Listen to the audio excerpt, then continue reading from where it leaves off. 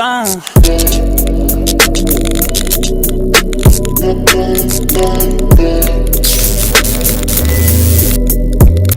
guys, what's up? So, like we mentioned before, in this episode of Real Talk, we're gonna talk about our experiences with contest prep.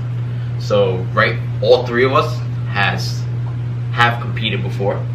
Alex just finished his first season.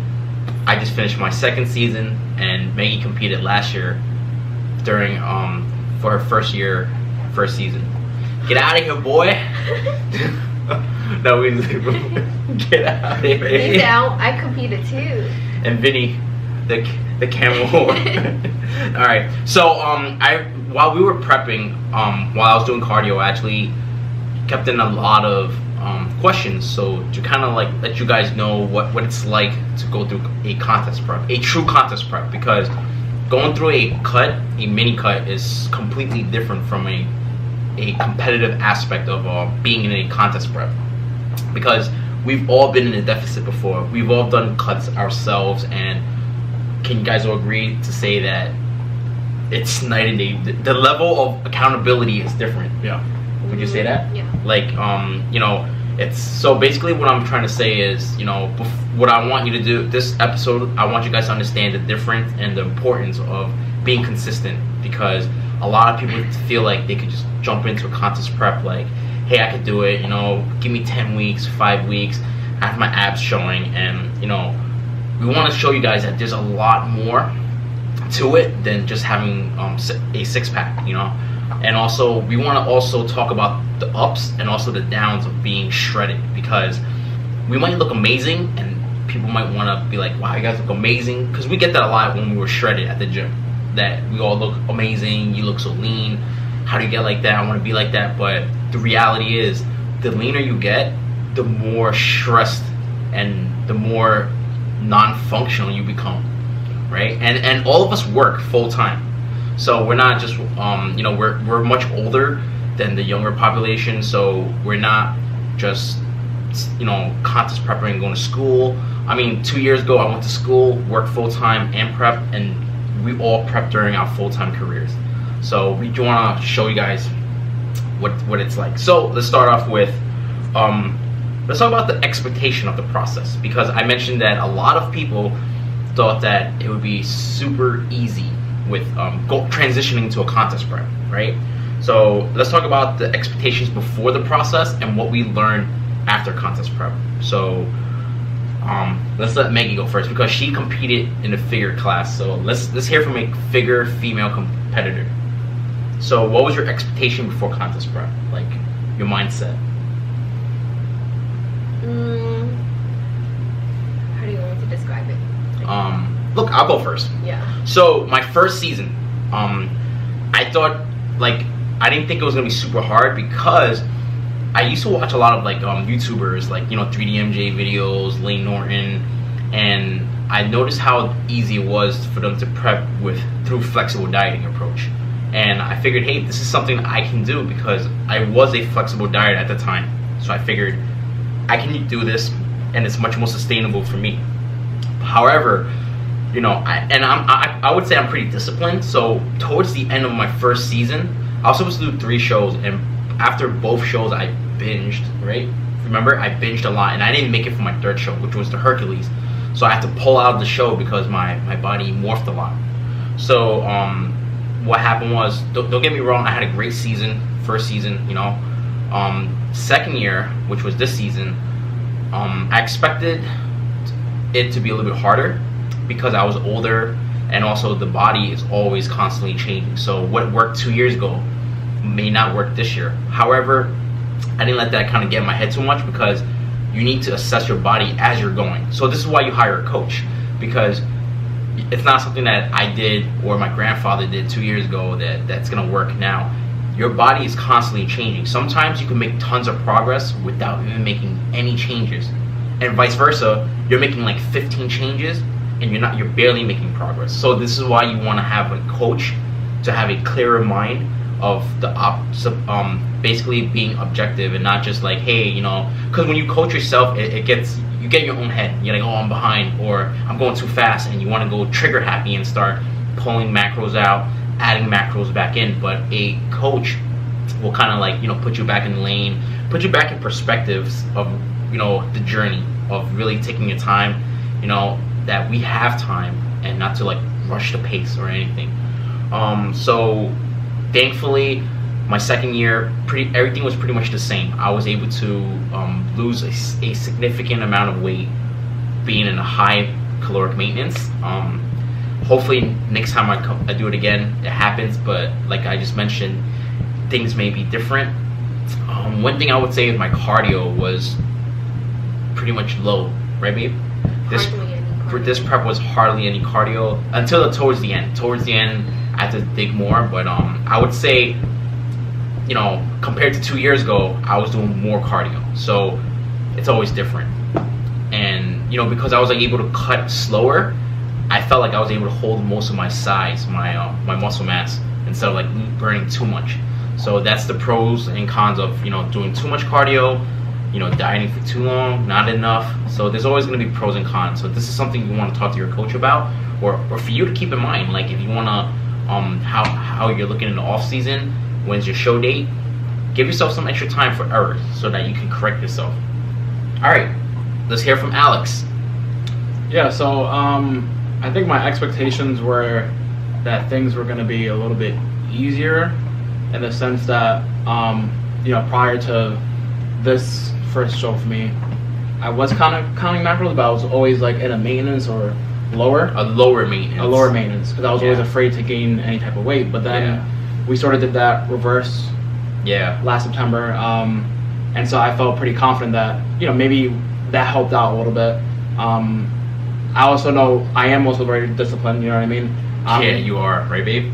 I say it all the time, guys, like I know people put emphasis on coaches, but this teamwork right here is a collaboration. So like it's never, you want a good coach, but you also want a good athlete. So this is where accountability comes in, because I can only guide him, but if he doesn't do anything I tell him to do, it's not gonna work, So he was going, I really appreciate the fact that Alex did not complain about anything, and he was very honest with everything, like things how he felt, what he felt like he needed to do. And as a coach, you want to listen to that and take consideration of his biofeedback and how his feelings, because you don't want to run him to the ground just to do a show. Because there was a time where, remember, you weren't feeling too well for the warm-up show, and I was like, yo, maybe you should pull out. And then he was like, no, I want to do it. But I'm like, listen, your health is more important than doing the show, remember? And thankfully, like, things worked out, right? But continue to the story. So he was in a low caloric maintenance, and we had to bump it up. Yeah, so we bumped it up, and I felt much more confident. So I was thinking to myself, well, I should be at a higher maintenance or caloric maintenance. My metabolism might be better, and then I also felt comfortable with you because not only were you my coach, but you're a long time friend. So in my head, I was thinking, okay, every week I'm gonna go down a weight, and it should be relatively easier. And I guess for the most part, it was. Right, yeah, it took a while in the beginning. Yeah. And then after a while, I started dropping. Yeah. And I still wasn't even doing that much cardio, like until like halfway. Yeah. And he had a lot of weight to lose. So we're gonna talk more about something that we learned from this year, and we're gonna take into consideration for next year moving forward with his second season. Right? Yeah. Definitely. So this is the hot fire topic right now. So as you get leaner, your tolerance and your energy levels, we all know that it goes down, but now we're going to talk about the reality of when you're super tired, like close to your show. We're going to talk about hunger level. Who wants to go? You want to go first? Did you have any hunger level when you... I don't think I had any hunger level, because before I started prep, I was always eating very low maintenance anyway, so I wasn't really used to so much food when I started prep. It wasn't bad during my prep, because I saw what Albert had to go through, and yeah. He really wants to talk. All right, buddy. So, from my experience, I kind of lived through it with Albert first season. So she kind of had like I had to feel it, like a sneak peek of. She kind of had an expectation of what to really expect for contest prep because she got this. She was pretty much prepping with me, you know, during my first season. And to be honest, like your support system is very important when you're prepping. Like, and he was counting his macros when I was in my prep. Yep, for sure. So that helped a lot. For my hunger level this year, I remember 2 years ago I was more of a flexible dieter. That's the one thing I noticed that was different. I was like, you know, I kind of ate a lot of every day. I tried to eat something different, a lot of processed food, a lot of cookies. This year, I kind of had more whole foods, and I noticed that I was satiated most of the time. But however, you know, the duration, no matter how much food you're consuming, I would say my macros were still like 300 carbs until like the end, until like after my after May, after the NGA show. Yeah. That's when I started tapering down to like 280. I started bumping up cardio, and I was starving because, you know, it just shows that it's not the amount of carbs you're eating. Some people say, oh, but you're still eating 300 carbs. Yeah, but if I'm eating 300 carbs for like 30 weeks, that's a long time, and it's the duration of the prep that made me hungry. Like I remember I used to like go to sleep hungry, and I couldn't wait until I wake up the next day just so that I could have 5 egg whites. It wasn't even like anything crazy. 5 egg whites with like a serving of tomatoes and 3 cups of coffee. That was like, please wake. Remember, I used to like be so excited. I'm like, oh, I can't wait to eat. How's your hunger? Let's talk about your hunger level, bro. You know, the beginning it wasn't bad because I had all these like hacks. Yeah. You know, from being in such a low caloric maintenance like years. You know, so I had all these like wraps, like the Joseph wraps. I had all these foods that were like large in volume, but it wasn't until like not the end, like the last 2.5 months where it was getting bad. Like I was hoping I would like go to sleep early that night. Yeah. So I laughed just now when he said the thing about the egg whites because I wanted to go to sleep so I could restart my calories. Yeah. I was so hungry. And then I started getting the spaghetti squash, and they told me like Meggie was doing it too. Yeah. And this guy's like, why didn't you tell me about it? And I was like, dude, I'm getting whole bowls of food out of just like. Yeah. So yeah, no, it was bad. It was bad. So we talked about hunger. Now let's talk about sleep. What was your sleep like during prep? I don't remember it being bad. Mine was pretty good. My prep was really. She had it good. She had a smooth prep. Yeah. I guess this is the difference with the level of Training like also. yeah, the training, also the level of conditioning, because like for her she was conditioned, but I felt like she didn't have to get as conditioned as like shredded glutes and like, you know, having like muscle fibers on your cheeks popping out. and one thing with sleep was towards the end got really bad for me. Like, I mean, I usually typically don't get enough sleep anyway, but I mean, it was really bad. I would sleep for like 3 to 4 hours a night towards the end, and it wasn't even like straight 3-4 hours. It was like waking up every 3 hours because I had to pee, or I would wake up early because I just can't sleep. Remember, I used to tell you like, oh my god, I can't sleep. Like I'm tired. I'm physically, mentally tired, but I just can't sleep. Like my mind was constantly spinning. Like I'll fall asleep at 12, and it'll feel like it's the next morning, and it'll be like 1:30, and I'll go back to sleep. All right, wake up again at like 3, and then like it was just constantly every 20-30 minutes, and it was so brutal. And I remember like I felt taxed out, and there were times where I woke up at 4, and I was just like, forget it, I'm not going back to sleep. Starting my macros right now. I'm gonna just drink coffee and just sit there. Remember, I used to just sit there and drink coffee and like just relax, just to let my mind kind of like calm down because I was so drained. Yeah. For me, I don't think I had an issue with waking up in the middle of the night. I couldn't fall asleep till like 2-3 o'clock in the morning. Yeah. And I think mine started a bit earlier. Yeah. Like beginning of May, maybe early. Like no, not even April. Yeah. I think this happened because he had to push a lot more aggressive than I did. He was way lower caloric intake, more cardio, so it was much more demanding on his body. I remember there was time when I was just like, just go to sleep early, and he's like, I try to go to sleep, and he's like, yo. But why does that keep you up though? No, it's funny because like, remember you say I would lay down at like 10, but I can't fall asleep till like 3 a.m. Yeah, tossing and turning all. Yeah. It's from the hunger level, I would say. Like, it has to do with that. Like, you know, so like, you know, just be mindful that these are some of the things you're gonna encounter during prep. We're not talking about like week 2 or week 3. Like some people like, oh, you know how some people was like, oh man, I just dropped my carbs by 20 and I feel tired already. I'm hungry. I have no energy. I'm like, relax, man. That's only like day 5. I'm like, wait until you're like week 26. You know, like really grinding hard. He lost like what? 40 pounds. 40 pounds in prep, and I only lost like 20, and I was already feeling it. And this guy was like double my weight. Yeah. And that's the crazy thing. And just, you know. No, I was gonna say I think it's even when you're working with kids also, since we both work for the DOE, they demand so much energy from us and the attention that we have to give to children, you know, just supporting them, that it's even difficult for us because without any sleep. I know I need at least like 7-8 hours of sleep to function and teach children. I need like 5 or 6, and coming from 3 to 4, I was like burnt. I was like a zombie. I was there, but like my eyes were like, towards the end of the prep, I was telling Maggie the other day, like my eyes were like sucked in because I was so drained and tired.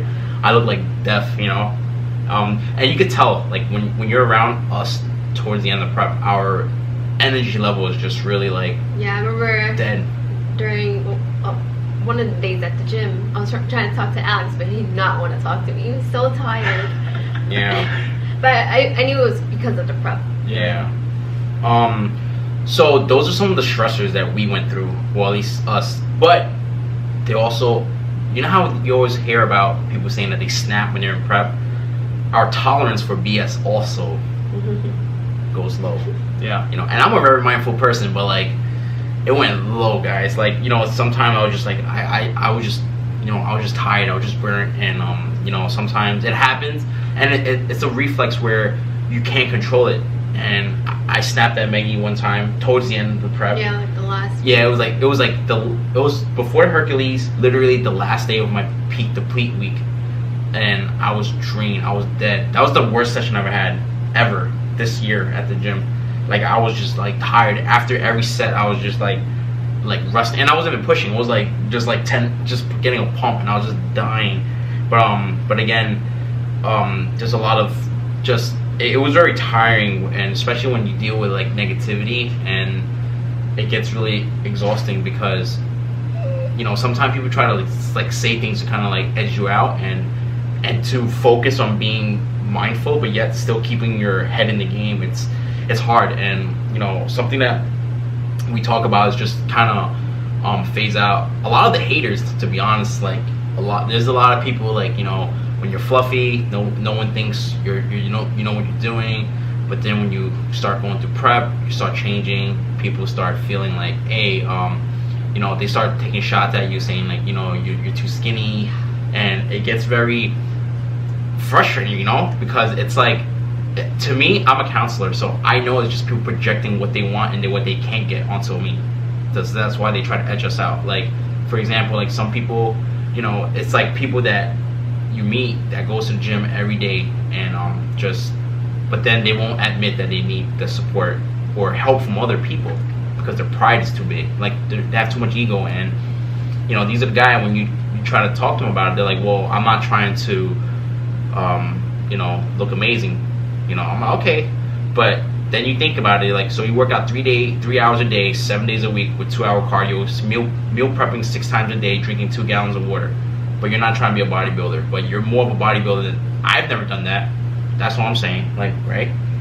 But it was just tiring having to deal with that negativity, and towards the end, I just really want to get my thing done. You know, I remember like 2 years ago, my first prep, some guy people just like legit take the time out from like across the gym and make their way to me to make a dumb comment, and you know, at the time, I would just kind of like, it was like a reflex, right? I would just like shoot them down like real quick, and the crazy thing is, like, I didn't even feel bad at the time. Like, thinking back now, I feel bad because that's just really not who I am. But at the time, I was just like, yo, like, you know, like, I'm trying to work out and you're walking away. Like, that's like saying, like, I see you across the street and I'm coming all the way across the street while you're just trying to, like, you know, food shop, and I'm just tapping you and saying, like, taking a jab at the type of food you're eating, and like, oh, you're gonna eat this? Like for someone to take that much effort to really do that is just, you know, it's kind of tiring, and I didn't like dealing with that. I think for me, I would say I'm very similar, that I'm able to tolerate BS. I may think about something related to, like, if someone's like giving me BS, or they're hating, or they're making smart comments, I may think something about it, but I don't let it get to me. But during this prep, I didn't really snap. I don't think I snapped at anybody, but I remember just me telling you, like, every week. And at the beginning, it happened to me a lot earlier, and then you were like, it's just because. Yeah, I told them, welcome to the club. Yeah. And usually, when you get that, I always tell people, like, when you get that hate, it's a sign to show that you're doing something right, for them to catch their attention, because they don't pick on anyone else. Yeah. And they don't say that to no one else, but to handpick us, at that time of prep, it's like we were chosen. It wasn't even like they saw us, they hated on it. It's just, so that makes you think about it. You're like, whoa. So, because when we were fluffy, nobody ever said anything to me. Yeah. Like, but the crazy thing is, like, it's very specific things. Yeah. They think of very specific things to say at specific times and different times during your prep. Yeah, exactly. But like I said, it's, you live and you learn, and you try your best to kind of move forward with that. And something I do is just try to keep more positive people around you, and just really, so, like, I usually typically don't like to train with a lot of people, but when I do, it's like, I make sure the vibe is good. I make sure it's like a positive vibe, and not just anybody that, hey, you're benching, let's bench together. And I like to keep it positive in the circle. That's what I do to kind of help me out year round. You too? I agree. All right, so next thing, we're going to talk about the stress of constantly checking your scale and not seeing the weight go down. So, you want to start off with that? Oh, you're going to do that now. I mean, I hate it when there were days where when I stepped on the scale, it would just stay the same weight, or even go up. I'm like, oh my god, I'm not doing this right, like, what's going on? But as a woman, there are days where, it's that time of the month, so you do blow up, and you do see that scale going up, so then you're constantly worrying, like, oh my god, like, am I gonna meet the weight that my coach wanted? But yeah, for me, it was tough for me, because I mentioned, like, prep was really smooth for me until the end. Towards the end, I was doing more cardio, I was dieting on lower calories than ever, and my weight I didn't lose anything, right? I stayed at 154, and it was so, however, this is why the beautiful thing is, you don't only want to focus on the scale weight. You see, I know this in my head, but at the time, it's easy to get trapped in the moment of time. And although I didn't move on the scale, physically and visually, I was changing like crazy, right? I was getting much skinnier. For like 2 weeks. Yeah, for like the last 2 weeks. It wasn't even like the early 2 weeks. It was like towards the last 2 weeks before the Hercules. But my physique changed a lot. Like, there were different pros and cons. But I definitely got leaner. Leaner. My glutes came in. My cheeks I look more tired. But this is where that consistency comes in, and it's not just, well, I want to see on the scale, and you want to focus on other variables too, like how's your hunger level visually. This is why you want to hire a coach. Otherwise, you're just gonna freak out. I mean, I was freaking out a little bit. Like, every morning, I swear, I was on the scale, like, please, new weight. I'm like, oh, what the hell? Like, I actually went up like 2 pounds. When I was like, I was like 156, 157, and I'm like, I'm doing more cardio. I'm at, like, I took away like 50 carbs, no refeeds for like a long time, but it all worked out. I mean, I trusted Chris, I trusted my coach, and he got me through it. Chris is awesome. That's one thing you want from your coach. You want someone that can really hear you out, and also keep your head in the game and perspective, and it's really important. So, Chris, if you're watching this, man, I love you, bro. Thank you. You really changed the experience for me.